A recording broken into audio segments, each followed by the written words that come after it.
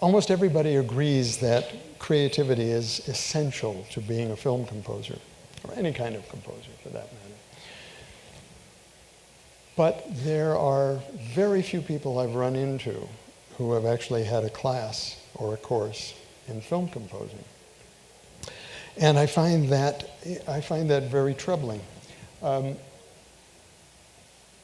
understand it to a certain extent. Everyone seems to have a blog, a book, a dissertation, a doctoral dissertation. You may have one of these. And it's understandable because creativity is one of the grand mysteries of life. It's been around since the beginning of time, and yet in that time, we've cured various diseases, we've sent people into space, and yet we are still speculating on what creativity actually is and how it works. The Greeks had an explanation for it. And they'll be coming up here shortly. So Greek mythology tells us that Zeus, who is the father of gods and men, and Mnemosyne had 9 muses. And they are, of course, the muses that are in charge of the arts, literature, and science. Now, Zeus we know about, but Mnemosyne is important because from her name, a term, mnemonics, is derived. And mnemonics is the study of ways to improve the memory. And it turns out that memory is a very important aspect of creativity. So the 9 muses preside over the areas of art, literature, and science, as I said.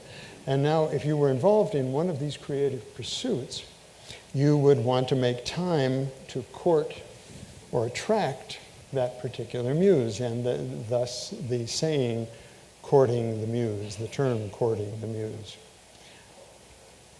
So the Greeks may have been onto something here, because by assigning creativity, or even genius for that matter, to a source outside the individual, it relieved the blame or the credit for that creativity or that genius.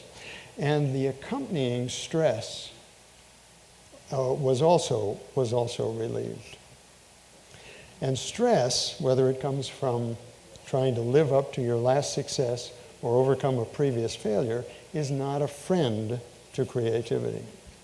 So the 20th century brought around this concept of the right and left hemispheres of the brain, performing very different cognitive functions. And this was sort of like the old PC versus Mac scenario, where PCs were thought to be good for spreadsheets and business applications, and Macs were better for photography, art, and music. But the current thinking is that rather than 2 hemispheres of the brain serving different and separate purposes, the left being the one that's responsible for logic, reason, and not the software, by the way, logic, reason, and math, and the right being artistic, creative side, there's actually significant interaction, or lateralization, they call it, between the two. For example, creative problem solving and speculation rely heavily upon both hemispheres of the brain working cooperatively. So it's thought we might even be doing ourselves a disservice by thinking we are either primarily right or left brain individuals. And of course, everybody here would want to be a right brain individual, and we probably have thought of ourselves as that from time to time. But music calls upon this bipartisan brain power.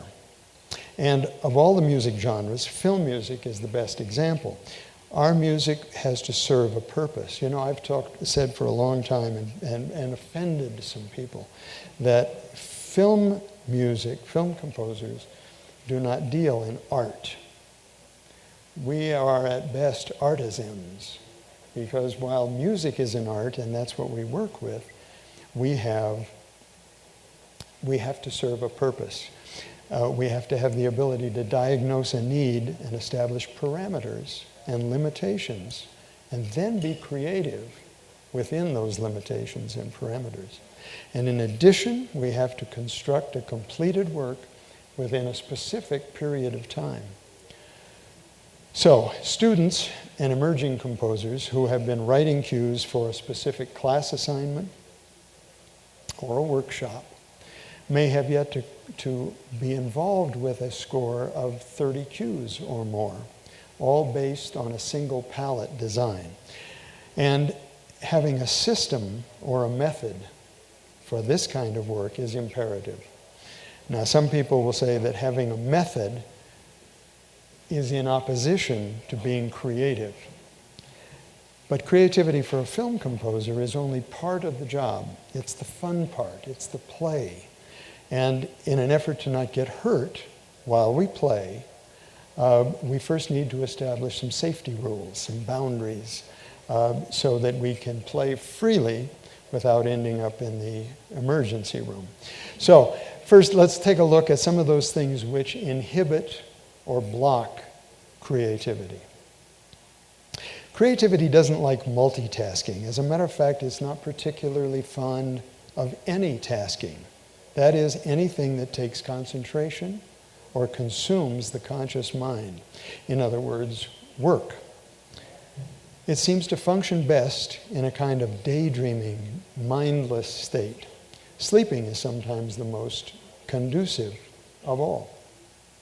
I live in Santa Barbara, California, and if you don't mind a little drought, a wildfire or two, and the occasional earthquake, it's not a bad place to live. I'm a native Californian, and as such, I carry on a love affair with the sun. So my normal workday starts around 6 o'clock in the morning. I work until around 10:30 or 11, and then I go out to the pool for a little sun break. And I just start to relax, feeling the warmth of the sun on my body, and bam, I start getting ideas. Good, substantive ideas. And now I'm torn, and I'm not very happy about it, because now I have to decide whether I'm going to get up and get a pad or a voice recorder or something, and all I wanted to do was relax and take a little sun. So relaxing is conducive, working is not. The second thing that blocks creativity is stress or anxiety. For example, the type of stress that an impending deadline brings on, that it becomes almost impossible. Now, a lot of people get confused here. I've talked to several people who say, oh, I work best under a deadline. Yes, you produce very well under a deadline, but you don't necessarily create. That work has already been done by the time you get to the deadline, and now you're just cranking out the work. So, this is the reason then that we schedule our play, the creative time, at the beginning of the project calendar. Now, the final block to creativity is the temp score, the temporary score, which can do some good, but for the most part is used improperly, and as such, like multitasking and stress, it too represents a block to creativity.